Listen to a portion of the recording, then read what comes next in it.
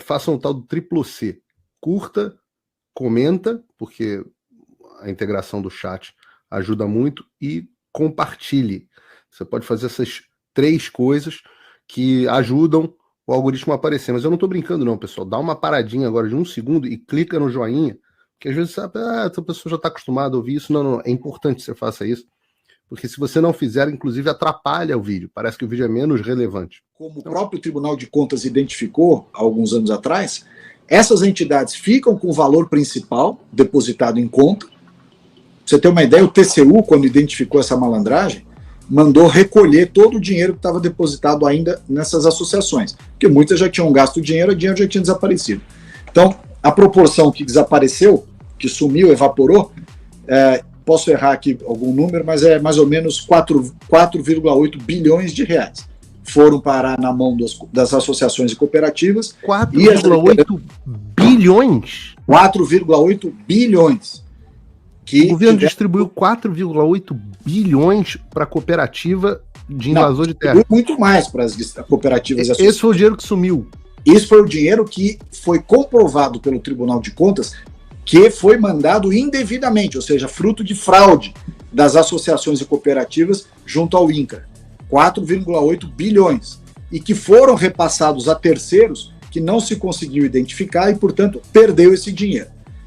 Além desses 4,8 bilhões, tem mais 2 bilhões que ainda estavam depositados nas contas das associações cooperativas quando o TCU identificou a fraude, e que aí o TCU deu a ordem para o Banco Central retomou esse dinheiro, trouxe de volta para os cofres da União. Claro que contrariando o interesse dessas entidades, dessas cooperativas e associações. Então não é só 4,8 que evaporou, tem os outros 2 que felizmente o governo conseguiu recuperar e que provavelmente iam tomar o mesmo destino. Mas o que o TCU identificou sobre esses 2?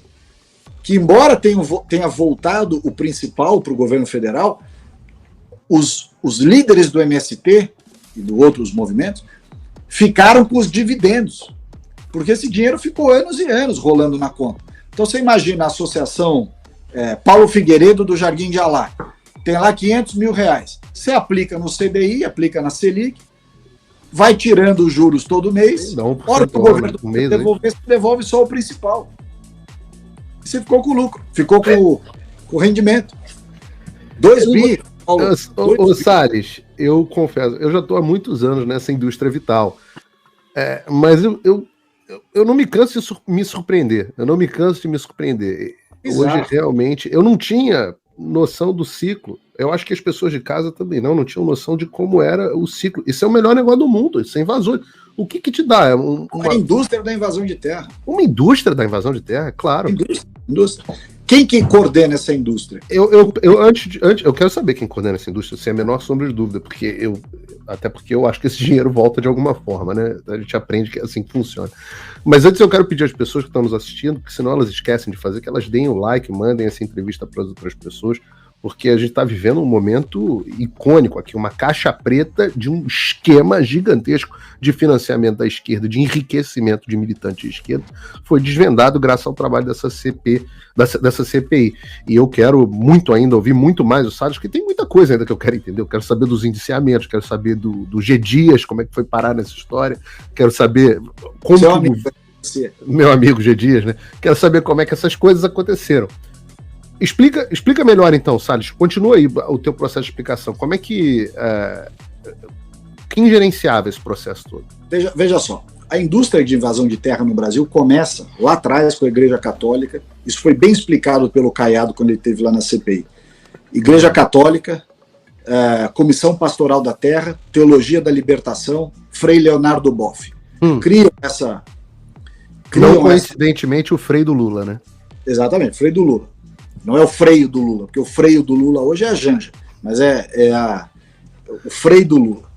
O freio do Lula, Leonardo Boff, cria essa história de teologia da libertação, é inclusive proibido pelo Papa João Paulo II de falar em nome da igreja. Isso é uma coisa que eu não sabia, foi o Caiado que contou, e eu fui pesquisar e está correto.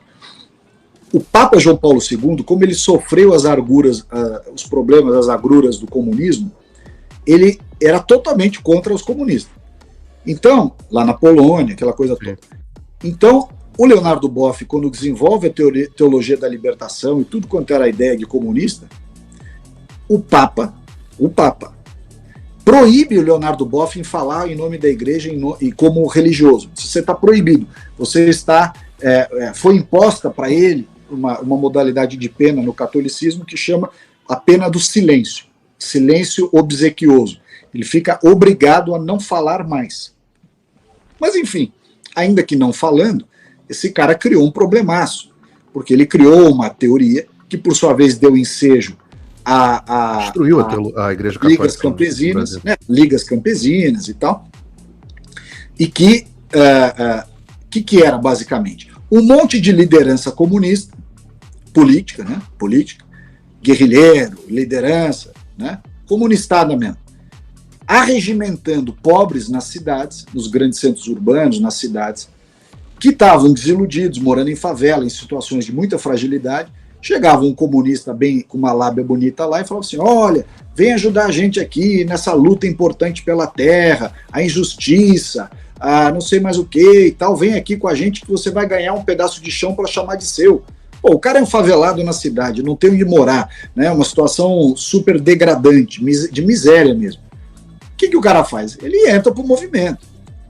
E aí, quando ele cai no movimento, é que ele vê o que é aquilo de verdade. Essa narrativa foi levada para nós por vários ex-integrantes do MST e de outros movimentos em vários estados do Brasil. E as narrativas, em que pese eles sejam de diferentes estados do Brasil, as narrativas batem muito.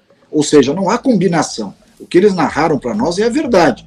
O pessoal é levado, é arregimentado nas cidades, com uma falsa promessa de ganhar um lote de terra, de melhorar de vida, disso e daquilo, e de repente se vem em meio a uma guerrilha rural que tem uma permanente lavagem cerebral, a doutrinação, a ideologia permanente. Explica esse negócio eu fiquei muito impressionado com isso, Salles, com essa questão da lavagem cerebral da gente. Eu vi as imagens, inclusive da Carol Detoni, que eu entrevistei aqui semana passada, sua companheira lá na CPI. Eu vi no Instagram dela e vi no seu também imagens dos acampamentos com verdadeiras escolas de doutrinação, com parede do PT PT, Che Guevara, Lenin, Stalin, Marx, tudo que você pode imaginar. Quer dizer, essas escolas dentro dos acampamentos e assentamentos, o que elas deveriam? Além de ensinar as matérias normais, né, de escola para criança, matemática, português, física, química, qualquer coisa, deviam ensinar também técnicas de vida no campo, né? Porque esse pessoal, teoricamente, está num movimento cujo objetivo é a produção, acesso à terra no campo. Não tem nada disso nessas escolas, nem a matéria normal e nem sequer o treinamento para a vida no campo. As escolas são apenas e tão somente um pretexto de lavagem cerebral em cima das crianças. Doutrinação ideológica violenta. E pior, com dinheiro público. Tem um programa, de novo, cai naquele episódio dos programas que eu estou te dizendo, que é a maneira de sugar dinheiro da União, né, tirar dinheiro da viúva. Nesse caso, o programa chama-se Pronera, que é o programa de ensino rural, que banca essas escolas. Só que é só cartilha do MST, é só professor engajado no MST, treinado pelo MST, é lavagem cerebral pura, e que geram o que eles mesmos chamam de sem terrinhas. São aqueles meninos, meninas, com roupinha de sem terra, boné de sem terra, que fazem aquela imagem bucólica quando aparece jornalista ou político, mas na prática que são usadas por esse pessoal como escudo humano. Quando eles fazem as invasões, quando eles fazem as ocupações, interdição de rodovia, invasão de prédio público, todas as bobagens que eles fazem, os crimes, eles põem essa criançada dos sem terrinhas para servir de escudo humano.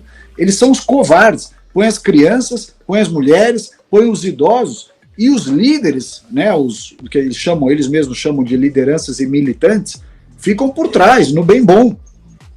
Deixa essa turma como bucha de canhão lá na frente. É o que eles chamam, eles próprios se denominam de massa de manobra. Então, esse pessoal... Isso é uma coisa impressionante demais, Salles. Eu não sei se você lembra, nós dois fizemos a última entrevista em vida do professor Olavo de Carvalho. Claro, no Conservatório. No Conservatório. E o Olavo, naquela entrevista, ainda antes do resultado das eleições, né? O Olavo ainda estava vivo. antes do início do processo das eleições, o Olavo tinha dito, nós já perdemos. E aí as pessoas não entenderam o que ele estava dizendo. Mas no final das contas ele estava falando, era justamente sobre coisas como essa, né? Você vê, nós utilizamos o nosso dinheiro do pagador de impostos para financiar uma escola de formação de militância do PT dentro dos acampamentos do Sem Terra, tomando a propriedade de terceiros, e que, no final das contas, acaba beneficiando muito mais os organizadores, os líderes desse movimento do que qualquer outra pessoa. Então, é todo um ciclo de financiamento da esquerda com diversos benefícios através do dinheiro público, dinheiro do pagador de impostos. E é um dinheirão, Paulo, dinheiro. Você sabe que o Geraldo... Esse dinheiro que você me falou é porque as pessoas, às vezes a gente fica falando de orçamento, bilhão para um lado, bilhão para o outro. Eu queria até saber qual foi o orçamento total de valor distribuído, pelo menos nos últimos 10 ou 20 anos, mas assim, há poucos empreendimentos que deixem 4,8 bilhões disponíveis. Então, assim, invasão de terra é um business, é negócio. Não é qualquer business, porque eu sou empresário, você tem a tua origem também no setor privado, a gente sabe como é que é, e é difícil ganhar dinheiro. Olha, talvez seja um dos melhores business do Brasil, seja a invasão de terra. É lógico, não, é um dos melhores business. E o movimento Sem Terra tem uma característica que, embora os grupos aí... façam um tal do triplo C. Curta, comenta, porque a integração do chat ajuda muito, e compartilhe. Você pode fazer essas 3 coisas que ajudam o algoritmo a aparecer. Mas eu não estou brincando não, pessoal. Dá uma paradinha agora de 1 segundo e clica no joinha, porque às vezes sabe, essa pessoa já está acostumada a ouvir isso. Não, é importante que você faça isso, porque se você não fizer, inclusive atrapalha o vídeo. Parece que o vídeo é menos relevante.